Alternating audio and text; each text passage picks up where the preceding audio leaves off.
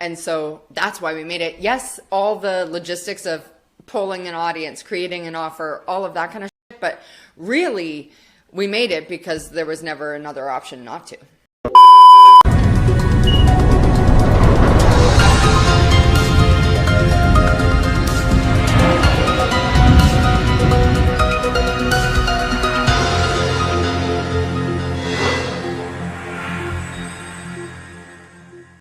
Welcome back to another episode of the Making Magic podcast. I'm Shaun J, your host, and I'm a professional magician, speaker, and 3D designer. And this is all about inspiring conversations with the movers, the shakers, the visionaries, and the makers, the wizards behind the curtain that make the magic for you. Now, if this is your first time tuning into the show, thank you so much for doing so. It really does mean a lot to me because I put a lot of hard work into each and every one of these episodes. Whether you're listening to the sound of my voice on any one of the popular podcast apps or on YouTube, hopefully you'll decide, if you're a podcast type of person, that you'll follow the show. Follow me along for the ride and leave a healthy review of the show. And if you're here on YouTube, feel free to give this show a thumbs up, comment below, turn on the notification bell, and subscribe. You guys know what to do because I'm all about getting your creative gears turning, and that's what this show is all about. Whether you feel like you're stuck with a certain thought pattern and you want to break out of your current thought pattern, if you feel boxed in and trying to be inspired to think in new ways, well, I've got some of the world's most creative people that are sharing their process with you on this show. So I hope you decide to join me on the journey, and I'll be releasing episodes like every week now, so I hope you guys are enjoying this stuff. So with all that being said, let's learn a little bit more about our next guest.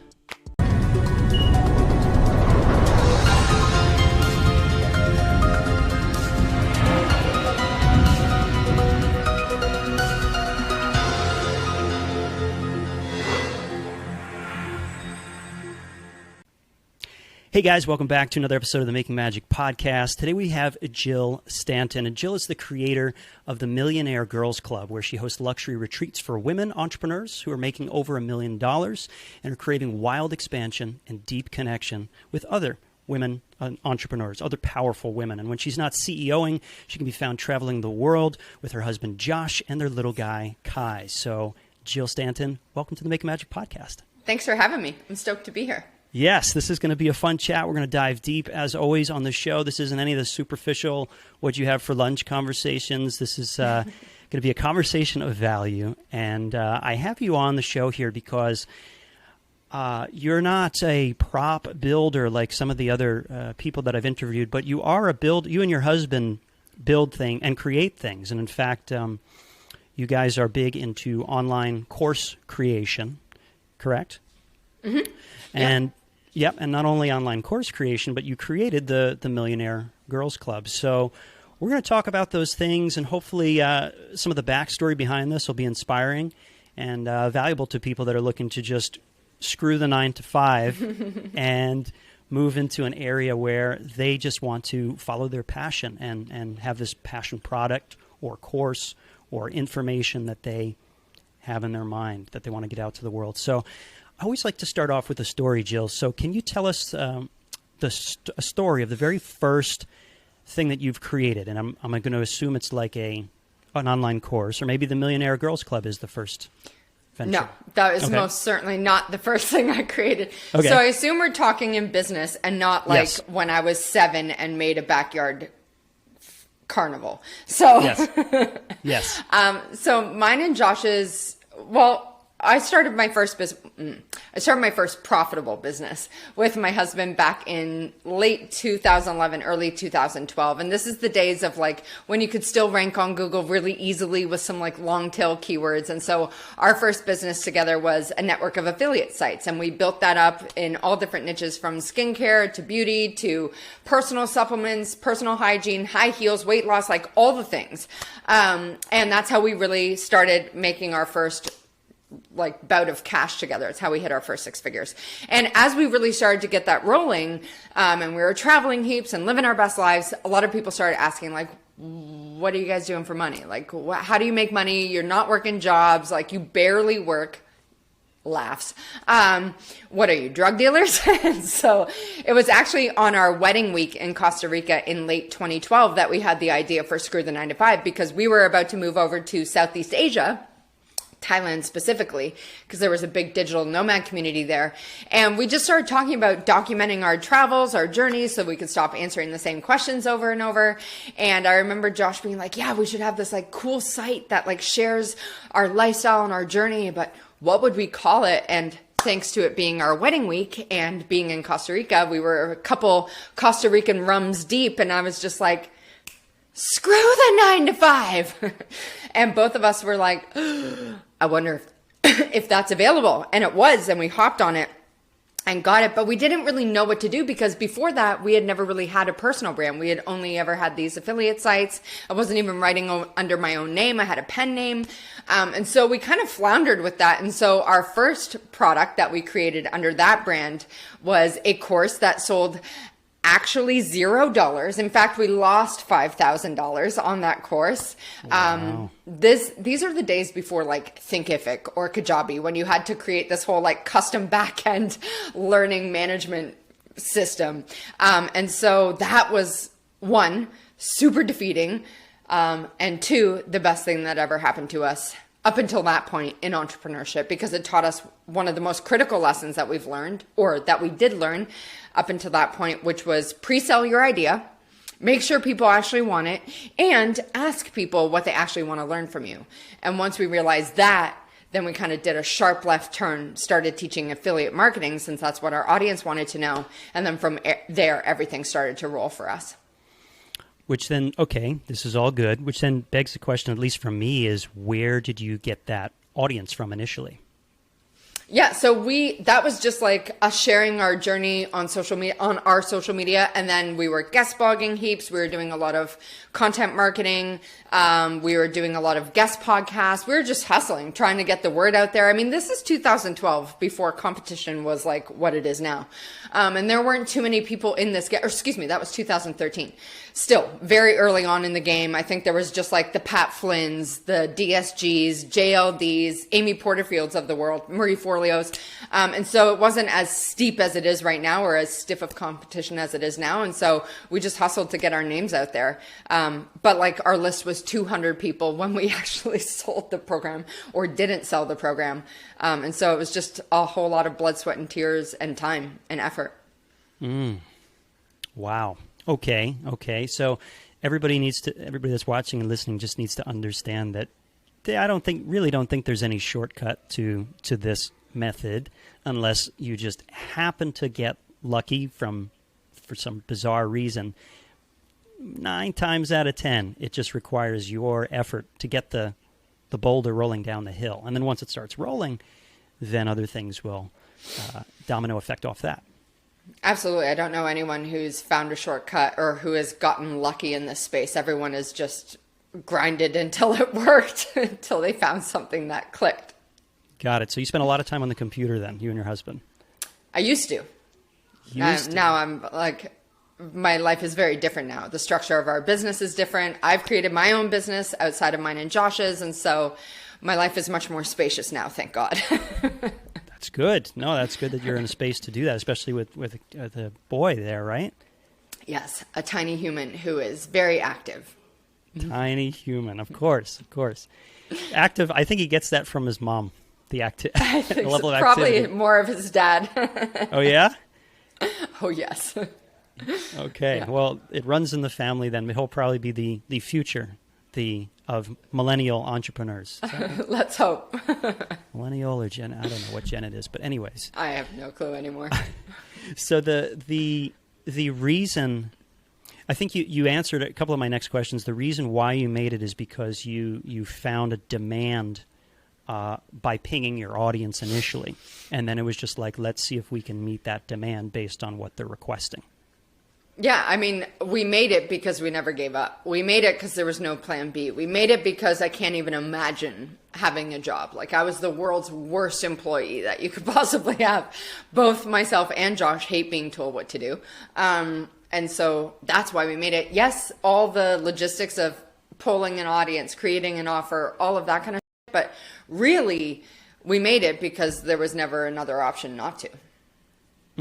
Yeah, that right there is probably the one thing. Like if everybody can just put themselves in that mindset, there's no other option, then things, I think, the magic and the things will start to open up, because usually options create safety, and safety is good in ways, but if you're trying to grow something and explode with it, safety, generally speaking, doesn't get those results, right? All profit is derived from risk.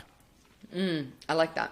That's not my quote. I think that's Peter Drucker, I think, who's business philosopher. But hey, no, I'm standing on the shoulders of giants. I think we all are standing on the shoulders of giants. There'd be nothing without the internet for your business, right? You're relying on the giants that created the internet. So, of course, exactly. So, what if we were to go back in a magic time machine with Jill and Josh, or maybe just you can share? Is there anything that you would have told your younger self earlier on to prevent you from making the mistakes that you did along the way, along your journey? I would just say it's all happening exactly as it's supposed to, and it's all happening for you. So like specifically with our business with Screw the 9 to 5 and Wealthy Course Creator, but more specifically for my business with Millionaire Girls Club, because I had a lot of struggles. Like that business was born out of a desire to really create strong female friendships, and my past was anything but that. And so I had, 10 straight years, if not more, of really intense, like isolating, terrifying experiences with women. And so if I could go back and tell that version of myself, like, this is all on purpose, like it's all happening for you to crack you open and create everything you're creating now, like, I don't know if I'd believe myself, but two, that's absolutely what I would have told her. And was it stressful earlier on when you were stumbling through just learning as you go? With Screw the 9 to 5 and WCC, or in my business? Let's say your first business. Yes. Every day. I think I cried or was rooted in lack or just felt so stressed and anxious almost every single day of the first probably 2 to 3 years of our business. Like it just, those first 3 years where you're getting a business off the ground, they are some of the most tumultuous, emotional, uncertain, shaky times that you could possibly have. But it's also in those moments where you build your emotional fitness and your resilience and your desire to keep moving forward. I think that those first 3 years will really make or break pretty much anyone. I feel like if you can't handle it, that's where you give up. And if you can handle it, that's where you really persevere and find your way through to the other side. Because those first 3 years, you're just like, you're a baby entrepreneur, your like legs are shaky. You're trying to figure this whole thing out. You're trying to learn how to make money, like improve your mindset around money, around making it, earning it, saving it, spending it, investing it, managing it, all of that kind of stuff. And so those first 3 years, they're just, they're intense. But if you can make it through that, you can do anything, I'd say. Trial by fire. And you came out of that fire. The fire has transformed you and your husband into better entrepreneurs, and look where you are now. So there's something to be said about that, folks. Something to be said about just grinding it out and just having that. And when you were in that position, you still had the vision. It was like every day you knew what your vision was, which helped drive you through all of that crap, basically. Well, in the first few years, like our purpose or our focus was to make money. Like, I'm not going to sit here and pretend we had this like outrageous why and North Star and any of that. Like we're in our early 30s. Well, I was in my early 30s. Josh was in his late 20s. Like we wanted to make money and live the kind of lifestyle we wanted to live. It was a very like quote unquote selfish pursuit at that point. Yes, we wanted to create something really rad and help people, but our main focus was to take care of our livelihood and create something that mattered to us.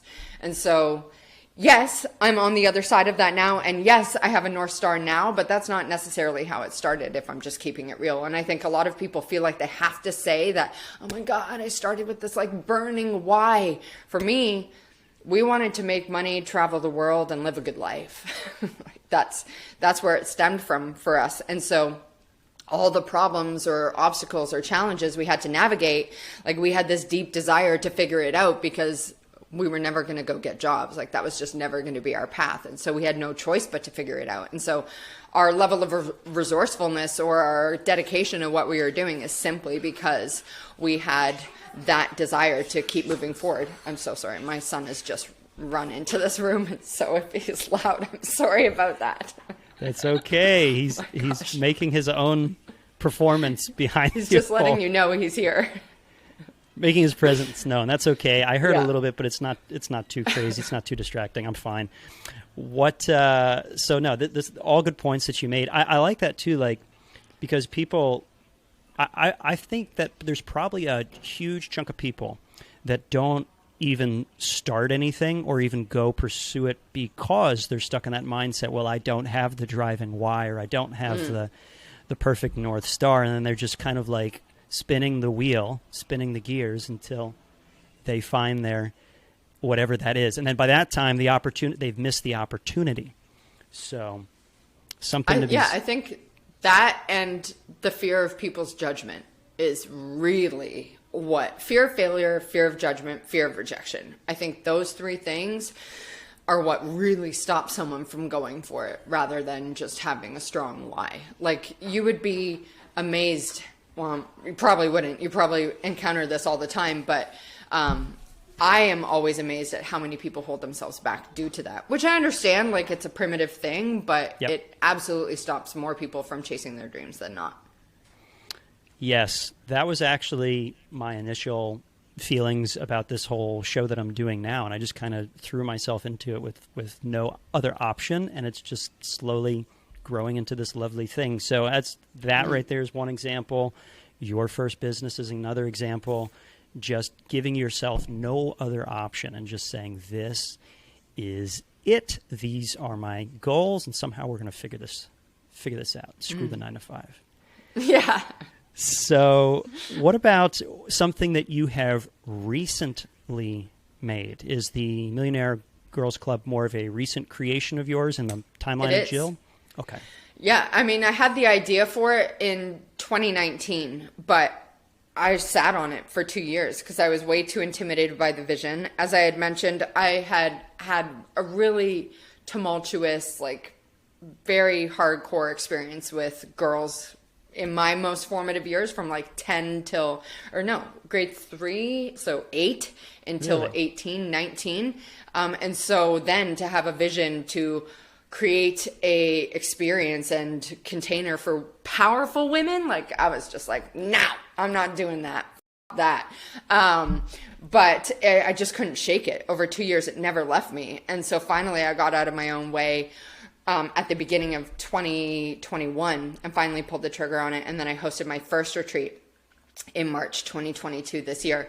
And once I experienced it, like I went into it thinking, I'm not going to do it again. Like, it's so weird to host retreats during COVID times and blah, blah, blah. I just made all these excuses because I was just so scared of it.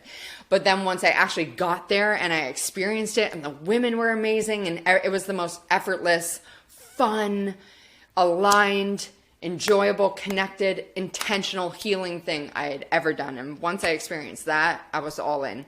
And so I came back from that. And over the next 3 months was quite a confusing time for me because I wasn't expecting to love it so much. And I had built this business with Josh and all of a sudden I wanted out of it. And so that was a very confusing time for me because I was like, what is happening to me?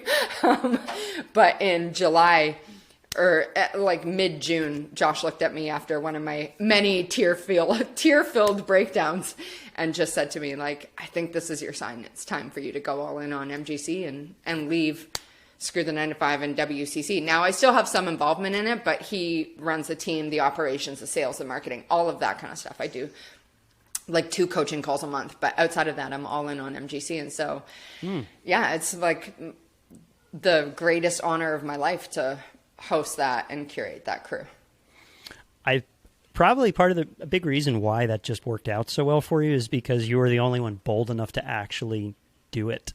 Because it's a pretty like it's a pretty bold, like, I checked out the website. The website's pretty cut to the chase. It's like, this is the questionnaire. You either make the cut or you don't make the cut. Pretty much. Yeah. And to me, I would think that would be like the number one fear of just not doing it at all. Fear of thinking, oh my goodness, is this just way too specific? Is this just going to weed everybody out?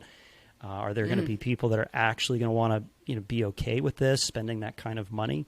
And sure enough, well, I guess what it's done is just created this micro niche, super tight funnel that only a very select few can fit through, I guess, right?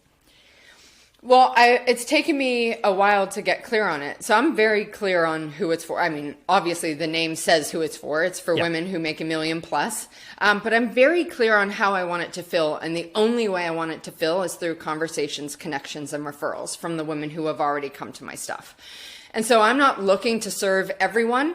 This is most certainly not a retreat that would vibe with everyone. It's for the bad bitches who don't mind, who don't take themselves too seriously, who make a ton of money, who want to disconnect from the daily demands of their lives, who want to get like politely up during our time together, who just want to like let loose and indulge in some revelry and deep conversations and be around expansive thinkers and amazing women. And so it's very like the people who get triggered by that are never going to apply to this. And I just have just like an intentional enrollment process for it. Like I make sure that I talk to everyone. If they come in through referrals, I'm talking to that person. Why do you think that they're a good fit? And I've said no to people as well. Like I'm very clear on who it's for. I'm very clear that one of the main values of this experience is privacy and the safety to be vulnerable and to talk about the shit that most people feel like they can't talk about online or to their families or to their, 9-to-5 friends, if they even have any. And so it's for a very select person, which sounds intimidating, but I've found is just like the only way to roll, for me at least, for this particular business. So, and I'm sure it'll just continue to evolve. I mean, I'm only gearing up for my second retreat, so I'm open to evolving how that grows, who it calls in, the experiences we create, all of that kind of stuff. Yeah, and also I've just noticed this pattern just based on your story that you shared thus far. You and your husband went from really broad with doing the affiliate with all of these things to like really specific now, which is nice. It seems like you all found the specificity over time just by experimentation, because you said you didn't have it right out the gate. That's true. With Screw the 9-to-5, it was never known for one thing. That was, I think, was probably our biggest challenge with it, is we struggled with narrowing down to one thing because we didn't do just one thing. We had a membership and courses and coaching and live events and affiliate marketing and all this kind of stuff. And so we struggled to be known for one thing. And Screw the 9-to-5 is more of like a emphatic kind of brand. It started calling in people who were like, if my boss yells at me one more time, I'm gonna quit. And so we realized like, oh, wait a second, this is actually presenting us with an opportunity to further refine who this is for, upgrade our brand messaging, our target customer, our offers, all of that kind of stuff. And once we realized that, it was like all systems go. We changed our brand name to Wealthy Course Creator, very specific as to who it's for. Course creators and coaches who do live launches or high ticket evergreen funnels. And that's about it. It's easy as that. The way you say it, it just makes it sound so easy. Easy as that after like 10 years or like 8 years of struggling to figure it out. Exactly. The same 10 with performers. The analogy is takes 10. Well, a lot of things. It takes 10 years to become an overnight success. Yeah, absolutely. Yeah. Wow. And on these retreats, you said, you're focusing on the experience. It's this very private, intimate experience with these women there. What can you give a summary of what a typical experience would be? Yeah, I mean, so they change each time. Okay. But my Costa Rica one, so that was just my first one, so I didn't know what to expect. But my first one, day one, everyone arrived. We had like a little welcome soiree. Day two was luxury like yacht cruise through the islands and snorkeling and a picnic lunch on this deserted beach or private beach. And then we had dinner, and then the third day was like zip lining and spa experiences and helicopter rides. And then the fourth day, fourth day was more of an inner healing kind of inner game kind of day, then a pool party, then a blowout beach party, dance party kind of thing for our final dinner. And then on day 5, everyone left. Wow. It was awesome. That's it was so much fun. Explosion of just nonstop, just activity and stimulation. It was a lot. I'm streamlining this next experience to take out some of the that was my biggest piece of feedback from women. It was it was a lot. And so just giving people more space so that they're not exhausted after their vacation. But good problems to solve. Very good problems to solve. Yeah. Mm-hmm. Wow. Okay. That all sounds absolutely amazing. So if there's anybody watching or listening that happens to fit in that category, definitely check out Millionaire Girls Club. No boys allowed. No boys allowed, just girls only. Leave your husband at home. Oh, yeah. Oh, absolutely. Leave your kids behind. Do whatever. Absolutely to that as well. Do whatever it takes to make it work. Whatever it takes. Now, being like this multifaceted entrepreneurs that you and your husband are, but we're specifically talking about Jill today. What would you say is your strong suit as a creator of content, a creator of experiences, a creator of courses? So my answer to what is my strong suit or my biggest strength is different from for content or courses. My biggest strength is connections, building relationships and curating a great group of people. That is just, I'm fortunate enough to have been given the gift of gab, and I've always been a connector. Even in my 20s, I would always group my friends together. I'd always host dinner parties. I always did nights out for all of us. And so that's always been something I've loved. And now I'm fortunate enough to turn that into a business and attract some of the best women into my life. For my coaching and courses and all that kind of stuff, my greatest strength is I'm direct, and I'm very 0 F's around the feedback that I give. I don't sugarcoat things just to protect feelings. If someone's coming to coach with me, I'm expecting that they want to be initiated into some sort of transformation, and they want to kind of check the excuses and the nonsense at the door and really just get clear on what they want to create and who they want to become and who they need to be to experience all of that. And so outside of that, my coaching is very direct, and it's no bullshit.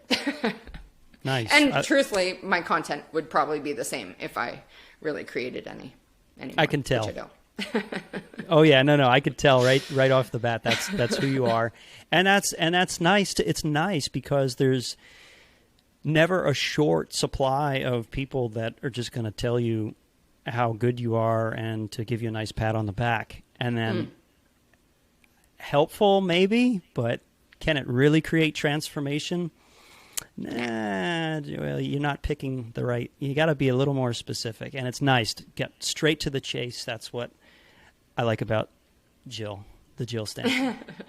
That's good. No, that's good. It really is. It's much needed in this world. What about one of your favorite things that you've created in the past? I would say that the program that Josh and I have right now inside Wealthy Course Creator is my favorite that we've ever had. It gets more results for our clients than we've ever had in any of our offers. Just seeing people, we've now had 2 clients do $1 million launches with us, which is super cool. We never expected that, which has been really, really rad. So we've had that program for 14, 15 months now. And our clients have generated over $3 million. It's just so cool to watch that happen. Wow. And so that's hands down. And our team is amazing. They really show up for our clients. And so hands down, that's probably my favorite offer that we've created in our joint business together. And I noticed you brought up the words team a number of times. So most people think a husband and wife counts as a team, but you have other people working for you. So how did how did you cull together this team that worked best for you? And was that a process that took a lot of refinement over those 10 years? Oh God, yeah. Oh my God. We've only had our team really click for us it's been in stages. Back in 2018, Josh and I had a business model that was run or hinged on a monthly membership site that was like $70 a month. Okay. And so the team we had around that was just, they were okay. Like they were great for that stage of where we were at. But then we realized that business model was no longer aligned with who we wanted to be, the kind of business we wanted to build. It took a ton of our time. We were new parents. And so we shut down everything that no longer served us in 2018 and scrapped our entire team. And we started 2019 fresh, and we just hired one VA, Chris, who's still with us now. And then after that, Christina, our number 2, found us and reached out to us, and she slowly started working with us. She went from very part-time to more frequent or more consistent part-time, then full-time. And now she's like our right-hand woman. I cannot imagine life without her now. She's a huge part of our family. And then from there, we brought in our head coach, Luke. And then from there, we brought in another coach. And then from there, we brought in services teams who do a lot of done-for-you services. And it's just been this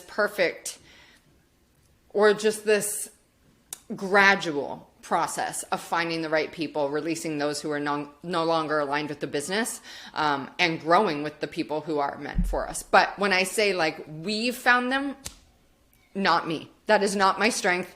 That is not my interest at all. I am not a good manager of people. I have zero interest in processes, systems, hiring, none of that. So that is very much Josh. Josh and Christina handle all of that. And so everything that we have team-wise is 100% my husband and our right-hand woman, Christina. So I take zero credit for that. And finding these people, what was the process to find them? Was it a long process? Josh found Chris, our longest standing VA with us, on Upwork. Christina IG DM'd me. Luke, we had worked with previously. And then as we kind of had like a mini self-sabotage moment back in 2017, we stopped working together, brought him back on in 2020. And then the services teams came in through Upwork. And our other coaches had joined our program and then wanted to work with us in a coaching capacity, like with them as coaches on our team. And so nice. It's been like a spattering from all different platforms. Interesting. And then it all just kind of comes together. And well, it seems like once you got the first couple of people right, it started attracting in the more right people, because the more right people you added to your team, the more right people it set the environment. Set the tone. Yeah. And I think the biggest thing I realized with Christina coming into our world was we got very clear around who we wanted on our team, like their characteristics, their ways of being, their strengths, their weaknesses, all of that kind of stuff. And I feel like as soon as we got clear on that, like she came into our world within 6 weeks, because I remember that so clearly. She reached out in August 2019 via IGDM asking to work for us for free. And I was like, no one values free. We'll pay you for your time to see if this could go somewhere. And she was amazing. And then she had never worked online. She had never done anything online. She was an engineer, but she hated her job. And so she just reached out because she loved our brand. And Josh has trained her from the ground up. And she's just become like this ace up our sleeves. Nice. A magic reference. Always like that on the Making Magic podcast. Of course. What if since you've been through many ups and downs, both you and your husband over the years, what would you say is your biggest epic fail moment? Like you're putting something together DIY and then just crashed and burned. Our first ever course, hands down. I mean, it sold 0 sales. It made 0 sales. Like I said, it lost $5,000. And at that time, I was so green to entrepreneurship. I was so cocky. I was like, we're gonna kill it. I told everyone, oh my God, we're gonna have this huge launch. And then nothing happened. And I was just I thought the whole world was watching. I was like, oh my God, everyone knows now. No one knew because no one cared because we were just starting out. So it was a perfect lesson in humility and just like I said, the previous lessons before of like really understanding your audience and pre-selling your ideas and not putting, $5,000 into creating something you don't even know if it'll sell. So that was like most certainly our biggest flop. But again, like the most purposeful one as well, because it taught us so many hardcore lessons that we needed to know in order to get to the next phase of our business.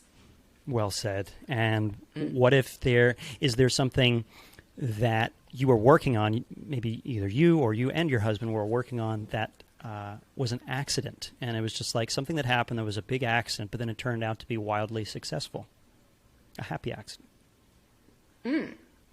Nothing that I can think of. Everything we've done has been pretty intentional. I mean, I guess maybe nothing was an accident. Everything was done with intention and purpose. And so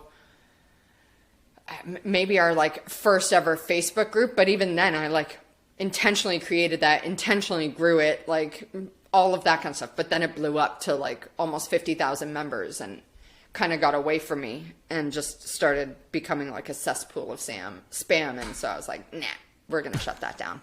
So that's probably like the closest thing I could think of, but everything we've done has been pretty purposeful. Interesting, because I talk to a lot of people, both creatives and just straight business entrepreneurs. I hear lots of stories about things where they're tinkering with something and then they just hit on something and then you run with it. But what you're saying is, I mean, I'm sure you guys do a lot of tinkering behind the scenes with stuff, For right? sure. Yeah. I mean, Josh does. I do not. Like, I don't do any back end, like none of the automation, none of the systems, procedures, none of that kind of stuff. I don't mess with the funnels. I don't touch the pages, none of that. I think if I were to say anything like with our tinkering has been, we create really funny ads.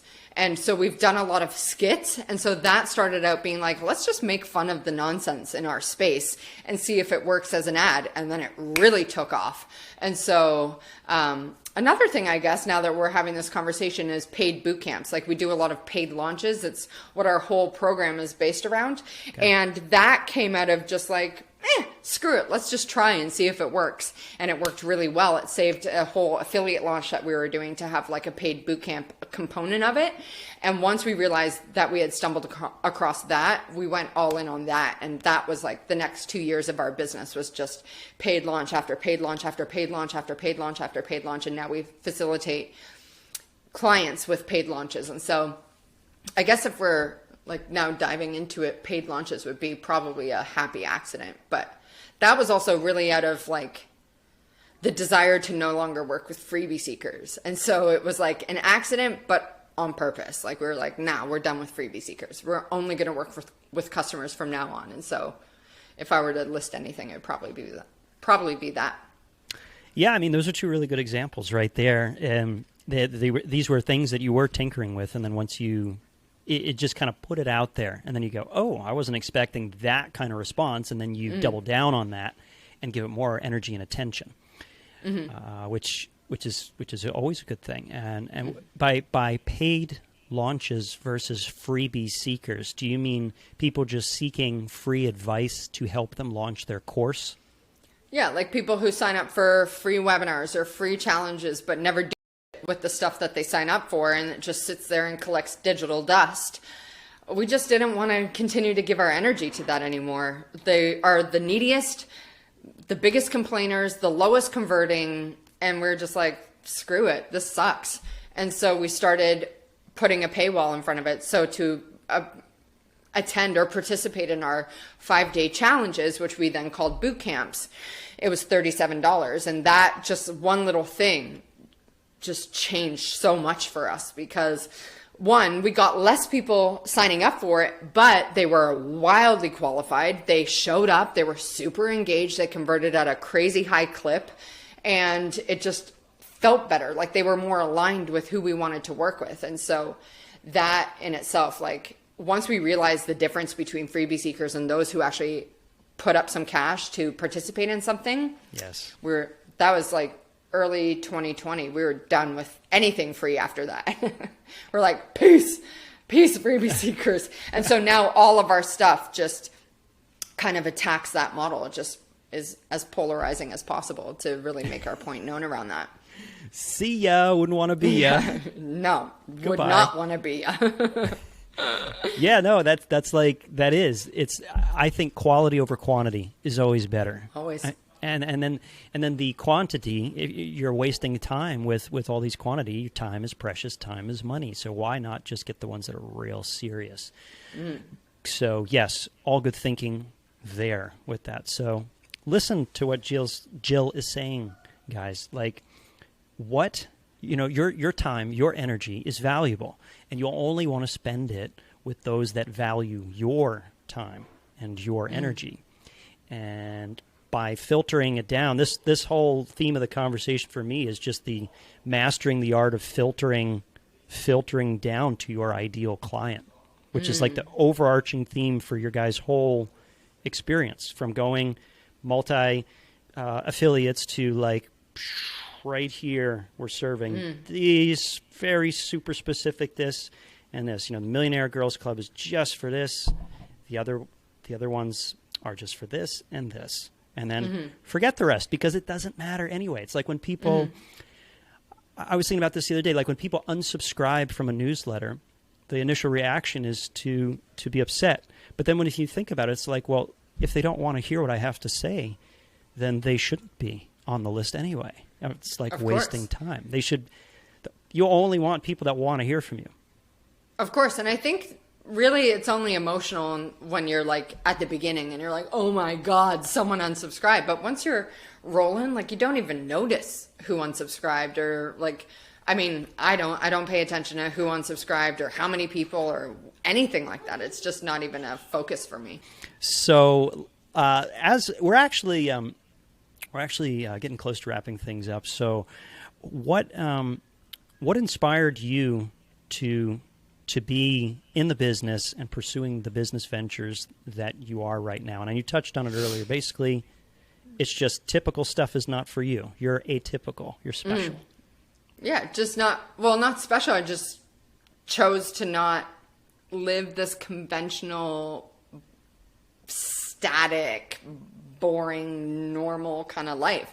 For others, it might really work for them. Maybe, like I know a lot of people who want to have jobs because they like the predictability and the stability and the security and the safety. That's just not for me at this current stage of my life, and I don't think it'll ever be. But my inspiration for MGC specifically was most certainly my desire to create powerful relationships with women who are changing the game in their industry. Like, I want to be around women who match my future. And I know multiple other women who are at that level also want that. They don't want to just like have normal, like disinteresting conversations. They want to be inspired by the women they're around. They want to be around big thinkers, people who value expansion and growth and challenges and, unconventional lifestyles, and want to create opportunities and wealth and alignment in their lives. And so that creating this kind of experience for those kind of women was absolutely my inspiration behind MGC. Who inspired you, if anyone, to do what you're doing now?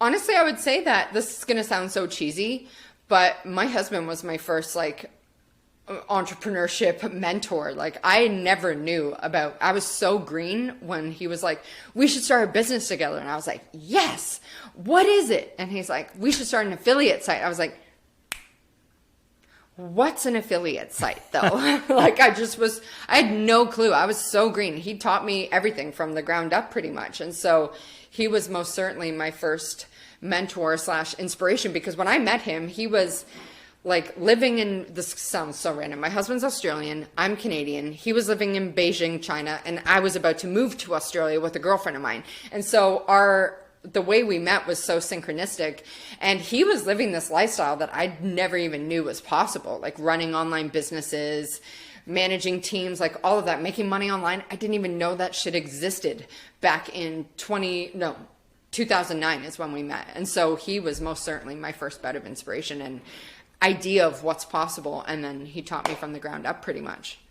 Nice. So for those that are listening, find yourself a good partner that can teach you, or whether it's a business partner or a lifelong partner like a husband or a wife, Or hire a coach. Hire a coach, join a program, like get into a mastermind, like do what you need to do to surround yourself with people who are where you want to be. Learn what's working for them. Find the people who have the lifestyle you actually want to have, not the ones who just chase big money but are miserable at the end of it. Who has the business model you want, the lifestyle you want, the friendships you want, the alignment you want, the money you want, like all of that kind of stuff. And then invest in them. Most of my relationships in this space have come because I pay for friends. I put myself in the room. I pay to go to masterminds or retreats or events, or I join coaching programs or all of that kind of stuff. I didn't just like get lucky. I've paid multiple hundreds of thousands of dollars to different mentors, coaches, mastermind facilitators, event owners, like all of that, to put myself in the room and be around the kind of people who I wanted to be around. None of this happened by accident. It all happened because I forked out the cash and put myself in the room. Well, the old saying holds true. It does take money to make money. And everything you've described is all investing in yourself rather than investing in the latest shiny thing that you can buy, put in your pocket, or put on the shelf that collects dust. You are investing in the knowledge and connections, which takes you and lasts. Those connections, I'm sure that you've made, most of them are going to last a lot longer than the battery on your cell phone, you know. That shit runs out all the time. Exactly. And you don't need battery packs. You can just call your mentor and be like, hey, I need a recharge. And then you're there. So, man, this is great. And now specifically, as we narrow it down to the finish line here, Jill, who inspires you, who do you look up to? That's what I meant to say. Your husband inspired you, but who do you look up to currently? I just have a lot of really amazing women in my life right now who all inspire me or encourage me in different areas of my life. And so some people have like marriages that I'm like, oh my God, that's like the next level for Josh and I. Or some women have amazing structures within their families and great relationships with their kids, and I'm like, yes, that is my future with Kai. I mean, Kai's 4, so we're still working on it. But some women are making like tens of millions of dollars, and I'm like, cool, that's mad inspiring for me. But I don't have like one specific person who is like, oh my God, on this pedestal for me. I just really admire and appreciate a lot of different qualities in the different women in my life. And then there's this one chick online who I'm just like fascinated by what she's been able to do. Her name's Melanie Ann Layer. And just her approach to business, I find fascinating. The way she sells, the way she runs her business, the kind of money she makes. I'm just like, who is this chick and where did she come from? Because it feels like she came out of nowhere and then all of a sudden she's all the rage. And so just people like that who are doing things differently, their own way, and making magic because of it. Like, I love that kind of stuff. I find mad inspiration in that. Sounds like she's a perfect fit for your next Millionaire Girls Club retreat. Bing. Goals. She's a Canuck too, so let's see. Like how I keep plugging that? I'm slick. Yes. The slickest. The slickest. I gotta be in my industry.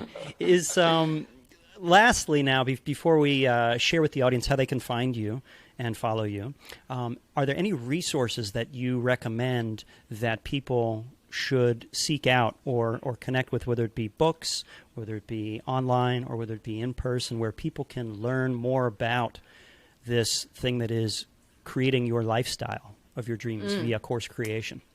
I have a lot of books. I tear through books. So my number one suggestion always and forever is a book called A Happy Pocket Full of Money. It's the weirdest title, and it'll shift your life in such an enormous way. So that is by an author named David Cameron Giocondi. It is the only book he's ever written. I've never found anything else from him. It's like he dropped this like work of art on the world and pieced out. So that is always my number one suggestion, A Happy Pocket Full of Money. Okay. Another book suggestion that I absolutely love is called The Mountain Is You. That's by Brianna Wiest. So good. That is a life shifter as well. And then Breaking the Habit of Being Yourself by Dr. Joe Dispenza. Oh my God, I have so many. I don't want to go through my Audible because I'll get so distracted. But I am going through my Audible. Hold on. Give me a minute. Okay, hold on. Oh, Rich is by Amanda Francis, if anyone wants to improve their mindset around money. The Complete Conversations with God by Neil Donald Walsh. That's a great one. Let It Be Easy by Susie Moore. I mean, there's so many. If you're a woman, and you have like just a lot of preconceived notions around, how you're supposed to be as a woman, as a female, the relationships you have with your mother, with other friends, your interactions in society in general. I read a book called Discovering the Inner Mother, which was amazing. And then my final suggestion is How We Love by Milan Yurkovich and Kay Yurkovich. And that's all around attachment styles and how we as kids were taught compassion, love, and comfort, and how it impacts our day-to-day relationships. Oh, it is like a mind blower. So those would be my biggest suggestions. I received many more than I was expecting, so thank you for that. Definitely Jill's a reader, as we found, or a listener too on Audible. Yeah, definitely. Saves you a lot of time, I'm sure. Wow. Okay, so I hope you guys were listening, paying attention, maybe taking some notes, because there was a lot that we went through here. And the last note that y'all are going to want to take down is, if any of this resonated with you guys, how can people connect, follow, find Jill Stanton? Yeah, so the easiest for mine and Josh's stuff, if there's any course creators or coaches who are doing live launches or want to start doing live launches, then our IG is Wealthy Course Creator. And so that's the easiest way to get into our world. And then if you are a woman in business at a certain level, making over $1 million, then my IG is at the Millionaire Girls Club. At the Millionaire, not millionaires, but Millionaire single. Millionaire Girls Club. Okay. Mm-hmm. Wow. There was a lot that we went through in this amount of time, Jill, and this was a very amazing conversation. I really appreciate you taking the time to hop on the Making Magic podcast and share some of your expertise with my viewers and listeners. And you guys have been watching and listening to another episode of the Making Magic podcast. If you guys are enjoying this stuff, follow the show. Follow me along for the ride. I'm bringing you some of the best creative minds in the business, like the legend that is Jill Stanton, onto the show to share their knowledge with you guys. And if you're watching just on YouTube, feel free to give us a thumbs up, like the video, comment, and subscribe below. You guys know what to do. I don't even have to say this. But this has been an amazing chat. So, Jill, thank you for your time. I really appreciate it. And we'll see you guys in the next episode. Thanks, Jill. Thanks for having me, Shaun.